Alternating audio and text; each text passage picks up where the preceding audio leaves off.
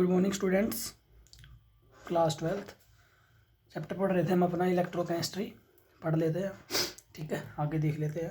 कल हम पढ़ रहे थे फैराडे लॉज, है ना। तो हाँ, कल एक दो बोलने में मिस्टेक हो गई थी, उसको देख लेना, कोई नहीं। चलो, Faraday first law of electrochemistry की बजाय थर्मोडायनेमिक्स बोल दिया होगा जो भी उसको छोड़ना, ठीक है। इलेक्ट्रोकेमिस्ट्री है वहाँ पे, ठीक है। चलो, बस तुम्हें कल का याद हो गया हो वो, ठीक है। आगे पढ़ते हैं फैराडे लॉ। तो फैराडे लॉ में मैंने बोला था कि अभी तो तुम फॉर्मूला याद कर लो, कल हम पढ़ेंगे आगे, ठीक है ना। तो अभी इसका काम क्या है, पक्का बेटा न्यूमेरिकल आना है, ठीक है। तो डेफिनेशन तो एज इट इज़ हो जाएगी, लेकिन अब हमें न्यूमेरिकल करना है। अब न्यूमेरिकल में पक्का तुम 10 बार करोगे फिर भी समझ में नहीं आएगा, पता नहीं क्या हो रहा है यहाँ पे, क्या पूछ रहा है ये। तो देखो, सिंपल सी कहानी है, सिंपल सी कहानी में समझो। पहला पॉइंट तो ये याद रखना है कि जो एक इलेक्ट्रॉन होता है उसके ऊपर सबको पता है कितना चार्ज होता है, 1.602 इंटू 10⁻⁻19 कूलम, ठीक है भाई। जिसको याद नहीं है वो याद कर ले, 1.602 इंटू 10⁻⁻19 कूलम, इतना चार्ज होता है, ठीक है। बिल्कुल आसान सी कहानी है, उसको उसने फॉर्मूले में करके बता दिया, फिर वो समझ में नहीं आता है कि पता नहीं क्या कह गया। अब कुछ नहीं कहा उसने, वो सिंपल मैथ से खेल रहा है, जो तुम्हारा यूनिटरी मेथड होता है उससे ही खेल रहा है वो, और कुछ नहीं कर रहा, ठीक है ना। तो तुम देखो, एक इलेक्ट्रॉन पे इतना चार्ज होता है। अब सिंपल सी कहानी है, अगर मेरे पास 2 इलेक्ट्रॉन होंगे तो सीधी सी बात, उस पर कितना इलेक्ट्रॉन होगा और कितना चार्ज होगा, 1.602 इंटू 10⁻⁻19 इंटू 2 मल्टीप्लाई कर देंगे तो कितना हो जाएगा, 1600 दो दूनी 2300, कितना हो गया 3204, तो 3.204 इंटू 10⁻⁻19 कूलम, 2 इलेक्ट्रॉन पे कितना चार्ज हो जाएगा। अब मैं तुमसे कहूँ कि बेटा बताओ 1 मोल इलेक्ट्रॉन पे कितना चार्ज है, 1 मोल इलेक्ट्रॉन पे, 1 इलेक्ट्रॉन पे इतना है, 2 इलेक्ट्रॉन पे इतना है, तो 1 मोल इलेक्ट्रॉन पे कितना है, 1 मोल मतलब 6.022 इंटू 10⁻23, इतने इलेक्ट्रॉन्स हो गए, है ना। तो देखो, मैंने तुम्हें कहा था कि जहाँ भी मोल वर्ड आ जाए 1 मोल, तो उसका मतलब है कि 6.022 इंटू 10⁻23 टाइम्स है वो चीज़, ठीक है ना। तो इलेक्ट्रॉन्स कितनी बार हो गए, इतनी बार, तो इलेक्ट्रॉन्स हो गए। अब 6.022 इंटू 10⁻23 मल्टीप्लाई बाय 1.602 इंटू 10⁻⁻19, तो क्या आंसर आ जाएगा, 96487 कूलम। मल्टीप्लाई करोगे तो ये आंसर आ जाएगा।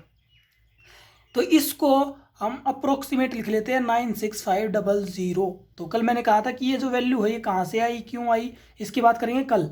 तो इसी को बोलते हैं 1 फैराडे, इसको 1 फैराडे कह देते हैं। क्या कह देते हैं, 1 फैराडे, ठीक है। तो जब 1 मोल इलेक्ट्रॉन होंगे तो 1 मोल इलेक्ट्रॉन के ऊपर कितने वो होंगे, वहाँ पे 6.022 इंटू 10⁻23 इलेक्ट्रॉन्स, इतने उसके ऊपर इलेक्ट्रॉन होंगे, तो उसके ऊपर चार्ज इतना होगा 96,500 कूलम, 1 मोल इलेक्ट्रॉन पे, ठीक है।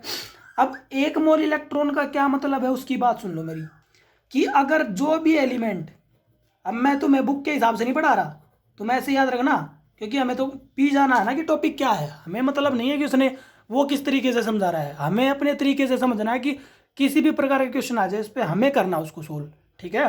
तो एज इट इज़ ये नहीं कि हमें बुक का पढ़ना होता है, नहीं, हम उसको इतना सिंप्लीफाई करके याद कर लेंगे कि वो कैसे भी क्वेश्चन पूछे हम कर देंगे उसको, है ना, दिमाग में कर देंगे। पेन उठाने की जरूरत होती नहीं, तुम्हें पता है मैं न्यूमेरिकल्स में यही बोलता हूँ कि पेन तो उठना ही नहीं चाहिए, वो तो लास्ट स्टेप है, मल्टीप्लाई वगैरह दिमाग में अपने आप ही आते जाना चाहिए कि स्टेप ये है, ये चलेगा। तो देखो, तो जो भी एलिमेंट है ना, आपको क्या ध्यान रखना है, इनके फॉर्मूलों में जो ये मतलब जो ये फैराडे लॉ है, सेकंड लॉ, इसमें ज़्यादा उलझोगे तुम। तो इसमें देखो क्या है, जो भी एलिमेंट है ना उसके तुम्हें बस वैलेंसी याद रखनी है कि इसकी वैलेंसी कितनी है, ठीक है। मान लिया, वैलेंसी के ऊपर देखो अलग अलग बातें बता रहा हूँ। मान लिया मेरे पास है सोडियम, मेरे पास है मैग्नीशियम और मेरे पास है एल्यूमिनियम, है ना। तो मेरे पास सोडियम है तो +1, मैग्नीशियम है तो +2 और एल्यूमिनियम है तो +3। तो मैं बोल रहा हूँ मेरे पास इन तीनों का 1 मोल है, कितना मोल है, 1 मोल। 1 मोल सोडियम है, 1 मोल मैग्नीशियम है, 1 मोल एल्यूमिनियम है। अब 1 मोल सोडियम होने का क्या मतलब है, सबको पता है कि 1 मोल सोडियम का मतलब है कि वहाँ पे ये 23 ग्राम है। बताया था जितना मोलिकुलर मास होता है उतने ही ग्राम में कन्वर्ट कर दो उसको, मोलिकुलर मास याद होना चाहिए। मैग्नीशियम है 24 होता है, एल्यूमिनियम है 27 होता है, ठीक है भाई। तो इसका मतलब 23 ग्राम अगर सोडियम होगा, 24 ग्राम मैग्नीशियम होगा और अगर 27 ग्राम एल्यूमिनियम होगा, तो इसका मतलब वहाँ पे सब में एक एक मोल है इन तीनों का। ठीक है, फिर आपने क्या किया, जो ये 23 ग्राम सोडियम था, मैग्नीशियम था 24 ग्राम और एल्यूमिनियम था 27 ग्राम, वो जो उनकी वैलेंसी उसके हिसाब से आपने उनके इलेक्ट्रॉन निकलवा लिए। तो 1 मोल सोडियम होने का, 1 मोल मैग्नीशियम होने का और 1 मोल एल्यूमिनियम होने का क्या मतलब है, इन तीनों का यही मतलब बनता है कि इनके पास 6.022 इंटू 10⁻23 इतने ही सोडियम है, सेम इतने ही आपके पास मैग्नीशियम है और इतने ही आपके पास क्या है, एल्यूमिनियम। ये तो समझ में आ गया होगा, क्योंकि वो 1 मोल है, मैग्नीशियम एल्यूमिनियम और सोडियम क्या है, 1 मोल, तो इतने इतने सोडियम मैग्नीशियम और एल्यूमिनियम है। लेकिन जब इसकी वैलेंसी +1 है, इसकी वैलेंसी +2 है और इसकी वैलेंसी +3 है, तो इसका मतलब है कि 1 मोल सोडियम कितने इलेक्ट्रॉन देगा, जितनी वैलेंसी उससे मल्टीप्लाई कर दो, 6.022 इंटू 10⁻23 इतने इलेक्ट्रॉन देगा। 1 मोल मैग्नीशियम कितने इलेक्ट्रॉन देगा, जो वैलेंसी उससे मल्टीप्लाई कर दो, 6.022 इंटू 10⁻23 इलेक्ट्रॉन। एल्यूमिनियम कितने देगा, 6.022 इंटू 10⁻23 इलेक्ट्रॉन्स, उसकी मल्टीप्लाई में, सॉरी यहाँ पे हमने 2 से मल्टीप्लाई नहीं किया क्या, चलो यहाँ पे 3 से ये मल्टीप्लाई कर दिया, तो इतने इलेक्ट्रॉन मिलेंगे। अब जब यहाँ पे समझाया था कि अगर 6.022 इंटू 10⁻23 इलेक्ट्रॉन मिलेंगे तो कितना चार्ज मिलेगा, इतना। अब जब वो 6.022 10⁻23 की बजाय उनका डबल मिलेंगे तो चार्ज कितना मिलेगा, उसका डबल करेंगे, 2 से मल्टीप्लाई करेंगे, तो यहाँ पे कितना मिलेगा, 2 फैराडे। यहाँ पे कितना मिलेगा, 1 फैराडे।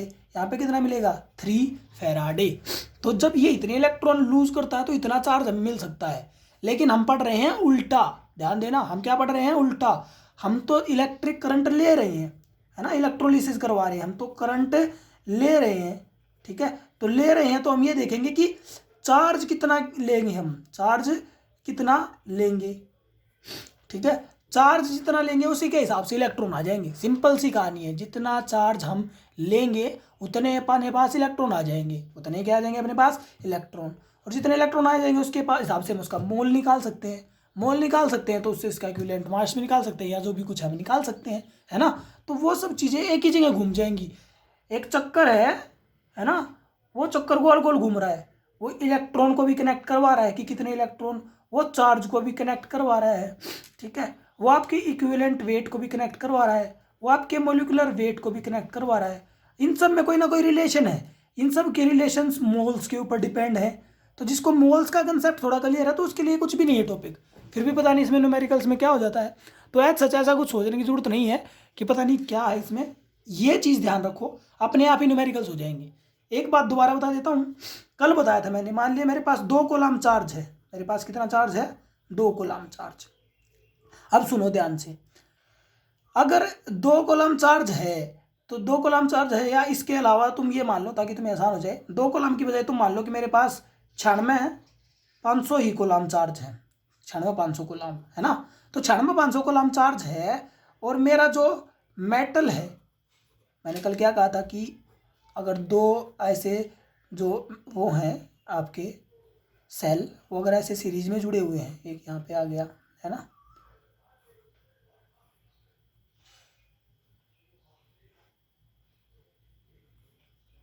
तो ऐसे ही अगर ये सीरीज में जुड़ गए तो हमें कौन सा, कैसे पता चलेगा कि कौन सा मेटल कितने ग्राम चला गया। ध्यान दो भाई, बहुत ध्यान देना है। देखो सिंपल सी कहानी ये रहेगी, आप उसको मोलिकुलर वेट पे ध्यान रखो। किस पे ध्यान रखो, मोलिकुलर वेट पे, और दूसरा उसकी वैलेंसी पे ध्यान रखो। बस इन 2 जगह पे ध्यान रखना है, आपका आंसर हो जाएगा। जो भी मेटल है, एक मेटल है जिसकी वैलेंसी है +1 और एक मेटल है जिसकी वैलेंसी है +2।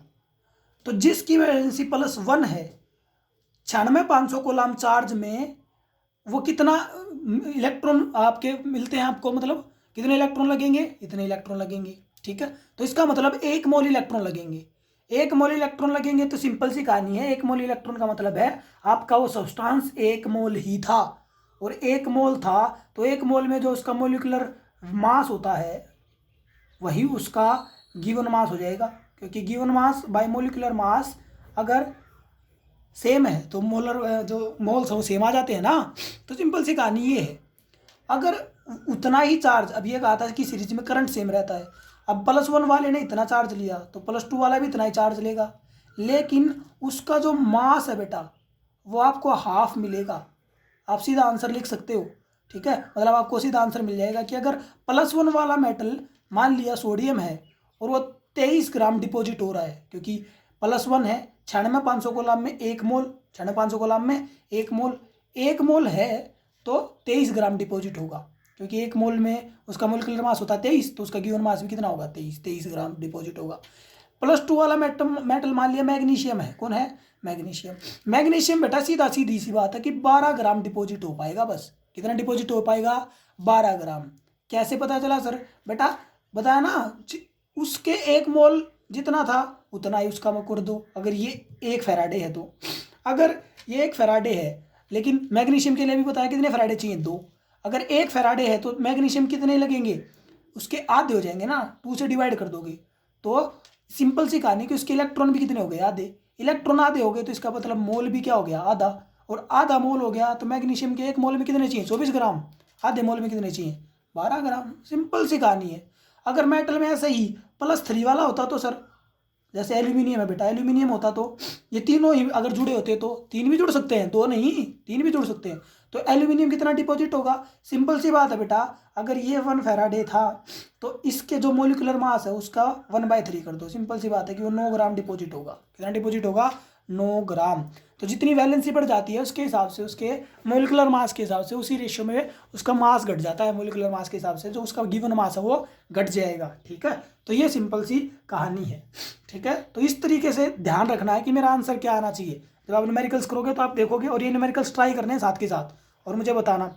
ये फैराडे सेकंड क्लास स्टार्ट होते ही, खत्म होते ही सॉरी, उसके बाद न्यूमेरिकल्स दे रखे सोल्ड, पहले तो वो देखने हैं, फिर उसके बाद ये रखे अनसोल्ड, वो करने हैं, ठीक है। जो ना हो वो मेरे को बताना है, ठीक है भाई। तो एक तो ये काम है। दूसरा इसके बाद है,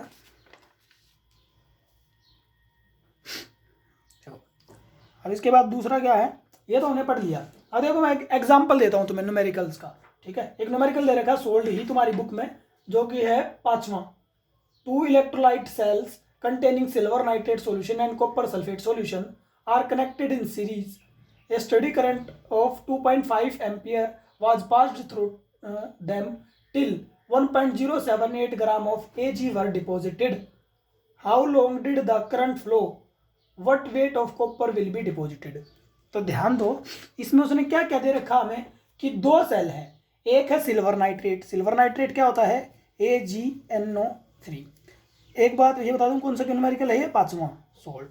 दूसरा उसने क्या दे दिया कॉपर सल्फेट CuSO4। आपको तो मेटल पे ध्यान देना बस, यहाँ पे कौन है कॉपर, यहाँ पे कॉपर की वैलेंसी क्या है +2, क्योंकि सल्फेट क्या होता है -2।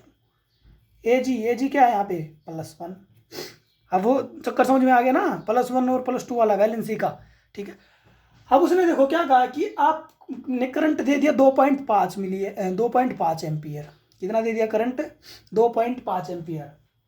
तो वो कह रहा है कि ये 2.5 एम्पियर करंट देने पे जो सिल्वर है, सिल्वर कितना डिपॉजिट होता है 1.078 ग्राम, ठीक है।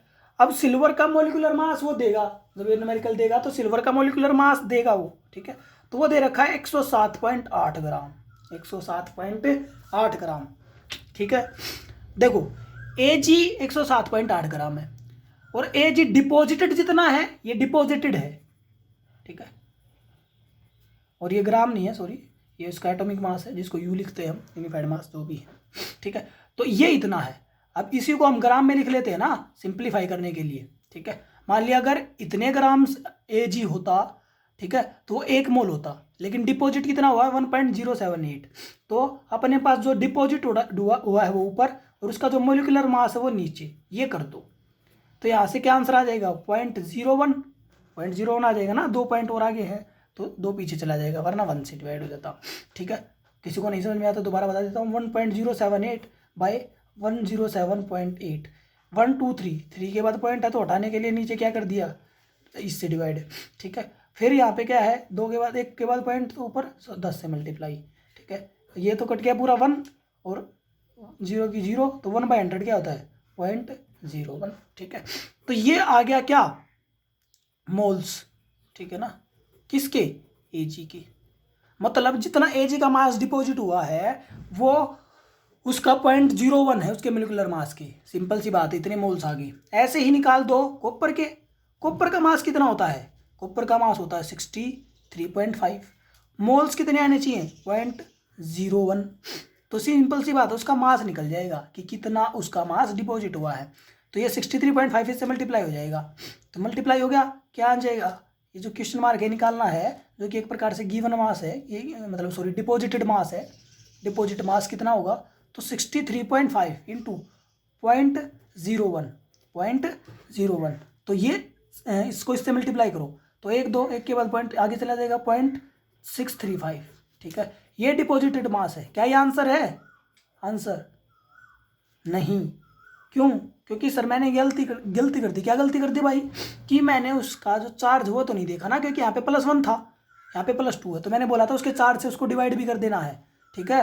तो चार्ज से डिवाइड कर दूंगा तो मेरा आंसर क्या आएगा, 0.3175 लगभग ऐसे आएगा, ठीक है। तो मेरा आंसर आ गया। अब तुम बुक में देख लेना है, आंसर ऐसे ही है, मतलब ये आंसर यही है। अब मैंने इसको निकाल दिया इस तरीके से, ठीक है। उसने कैसे निकाला है वो बता देता हूँ। देखो मैंने ये बताया है बिल्कुल सिंपल, कुछ नहीं लगाना, कोई फैराडे लॉ नहीं लगाया मैंने, कुछ नहीं लगाया मैंने, एक मोल कंसेप्ट से कर दिया न्यूमेरिकल, ठीक है। लगाना ही नहीं, कोई काम ही नहीं, लेकिन फिर भी मोल अगर फैराडे आया है बुक में, फैराडे मतलब सॉरी पेपर में फैराडे लॉ के हिसाब से करना पड़ेगा। कैसे करेंगे बेटा, देखो पहले तो 2.5 एम्पियर करंट दे रखा है। अब ये सॉल्यूशन है बुक के हिसाब से, तो आई की वैल्यू कितनी आ गई, 2.5, ठीक है। अब आई दे दिया, अब वो बोल रहा है कि इससे हम क्या निकाल सकते हैं, हम इससे निकाल सकते हैं कि हमने चार्ज कितना मिलेगा 2.5 एम्पियर के लिए। तो हम इससे क्या निकाल सकते हैं, उसका मास चार्ज निकाल सकते हैं। तो उसने ऐसे ही बता रखा है कि अगर क्षण में 500 कूलाम चार्ज होता, कितना कूलाम चार्ज होता, क्षण में 500 कूलाम चार्ज होता, तो कितना डिपॉजिट होता वो, क्षण में 500 कूलाम चार्ज होता तो डिपॉजिट होता वो 107.8 ग्राम, है ना। अब डिपॉजिटेड कितना है, उल्टा बोल दिया क्या, हाँ। अगर 107.8 ग्राम होता तो डिपॉजिट होता 96,500। अगर 1 ग्राम डिपॉजिट होता तो होता 96,500 बटे 107.8। और अगर डिपॉजिट हुआ है 1.078 तो कितना आएगा, 96,500 यूनिटरी मेथड लगा दो, बाय 107.8 इंटू 1.078, काटेंगे इसको इससे तो आएगा 965 कूलाम चार्ज। सिंपल सी कहानी है आगे। एक और अलग तरीका बता दिया चार्ज निकालने का, सिंपल यूनिटरी मेथड लगा दो, बात समझ में आ गई, लगा दिया यूनिटरी मेथड। 965 ये आ गया चार्ज, कि इतना चार्ज हमें मिला होगा उस 2.5 मिली एम्पियर वो जो भी है उसके लिए, ठीक है। अब यहाँ से हम क्या निकाल सकते हैं, टाइम भी निकाल सकते हैं। अगर वो टाइम भी पूछे कि कितने टाइम के लिए रिएक्शन चली है, ये जो हुआ है जो भी कुछ, या जो 1.078 ग्राम जो डिपॉजिट हुआ है उसके लिए टाइम कितना लगा, तो आई का फॉर्मूला क्या है, Q/T। Q निकाल लिया, आई निकाल लिया, T उधर चला जाएगा, T इक्वल टू क्या आ जाएगा, Q/I। इसको ऐसे कर दो तो Q कितना है 965, आई कितना है 2.5, इसको डिवाइड कर देंगे, आपका क्या आ जाएगा, आंसर आ जाएगा। और वो सेकंड में आएगा, ठीक है, किस में आएगा, सेकंड में। जो भी बुक में दे रखा, मिनट में दे रखा तो उसको आप कन्वर्ट कर लेना, ठीक है। अब बुक में फिर आगे क्या दे रखा है कि जो कॉपर डिपॉजिटेड है वो अगर वो, फिर उसके बाद खेल वही आ गए घूम फिर के सारा, कि हमें यहाँ पे ध्यान देना था। अभी यहाँ पे फिर से यूनिटरी मेथड लगाना है कि अगर जो कॉपर का मास हो देखो कितना है 63.5, अगर 63.5 ग्राम कॉपर चाहिए होता, डिपॉजिटेड होता 63.5 ग्राम अगर कॉपर डिपॉजिटेड चाहिए तो हमें कितने चाहिए 2 फेराडे, क्योंकि उसका वैलेंसी कितनी है उसकी 2, तो 2 फेराडे चाहिए 63.5 के लिए, जितना उसका मोलिकुलर मास है। 1 ग्राम के लिए कितने चाहिए 2 फेराडे, 2 इंटू 96,500 बटे में 63.5, और है कितना अपने पास ये हमें पता नहीं है ना। तो इस तरीके से करना है इसको, तो हमें ये उल्टा करके करना पड़ेगा क्योंकि हमें तो निकालना है ग्राम। तो जो यूनिटरी मेथड उसको उल्टा करके लिखना पड़ेगा कि 2 फेराडे लगते तो कितना होता 63.5 ग्राम डिपॉजिट होता। 2 फेराडे 2 फेराडे मतलब 96,500, और 1 कूलाम होता तो कितना चाहिए होता 63.5 बटे में 2 फैराडे। फैराडे की वैल्यू कितनी है 96,500 लिख सकते हो। और अभी चार्ज कितना है 965, तो उसके लिए कितना लगेगा 363.5 इंटू में 965 बाई में 2 इंटू में 96500। इसको काट लेने से ये कितना आ जाएगा 100, ठीक है, 2 जीरो 2 जीरो, और इसको काटोगे तो आंसर वही आएगा 0.3175 ग्राम। तो ये पहले इतना करना है फिर ऐसे करना है। उसके बजाय मैंने तुम्हें ये बता दिया कि अगर तुम्हें अपना आंसर भी चेक करना हो आप मोलिकुलर मास से सारा कंसेप्ट खत्म कर सकते हो। आपको अब जैसे समझ में आए वैसे कर सकते हो, ठीक है, कि फॉर्मूले लगा के भी कर सकते हो। तो मेरे हिसाब से कोई कमी नहीं रहनी चाहिए इस टॉपिक में, ठीक है। इसके न्यूमेरिकल्स करने हैं सारे, ठीक है। आगे जो टॉपिक है एक बस डिफरेंस याद कर लेते हैं। आज तुम्हें न्यूमेरिकल्स करने हैं इसलिए टॉपिक और ज़्यादा नहीं करवा रहा, बस एक डिफरेंस याद करना है इलेक्ट्रोलिटिक कंडक्टर्स और मेटलिक कंडक्टर्स में।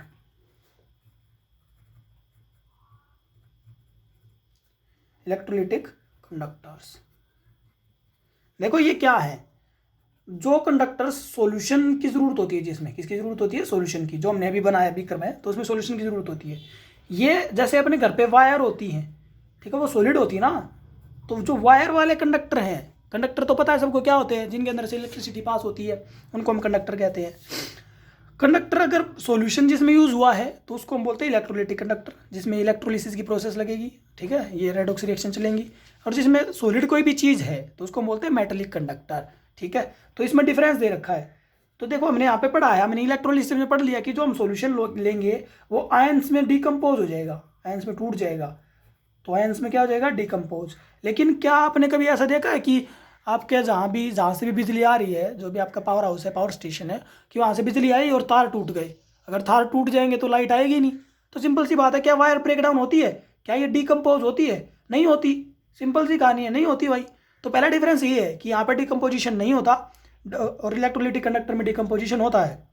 फिर दूसरा डिफरेंस क्या दे रखा है कि यहाँ पे जो कंडक्टिविटी होती है इलेक्ट्रोलिटिक कंडक्टर्स में वो आयंस की वजह से होती है, यहाँ पे जो कंडक्टिविटी होती है वो इलेक्ट्रॉन्स की वजह से होती है। उस वायर के अंदर इलेक्ट्रॉन्स एक जगह से दूसरी जगह जाते हैं, यहाँ पे कौन घूमता है आयंस, बताया था ना, प्लस वाले चले जाएंगे माइनस की तरफ, माइनस वाले प्लस की तरफ। तो ये वही चीज़ है, वही डिफरेंस है बेटा।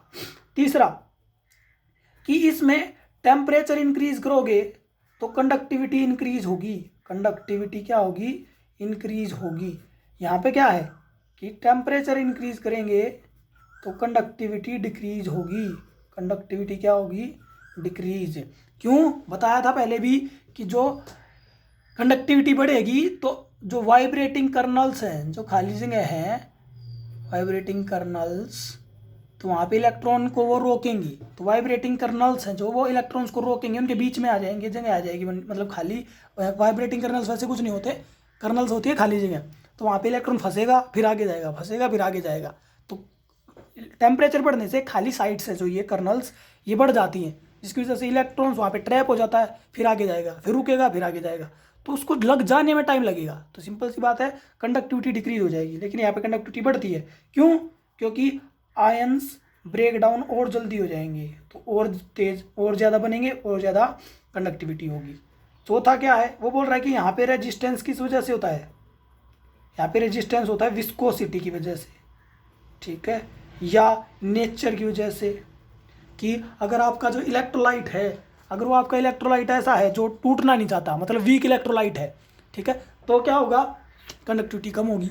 या कंसंट्रेशन ज़्यादा है तो भी क्या होगी कंडक्टिविटी कम। लेकिन अगर डाइल्यूशन ज़्यादा है, क्या ज़्यादा है डाइल्यूशन, डाइल्यूशन मतलब पानी डालना, अगर डाइल्यूशन ज़्यादा है तो कंडक्टिविटी क्या होगी ज़्यादा होगी।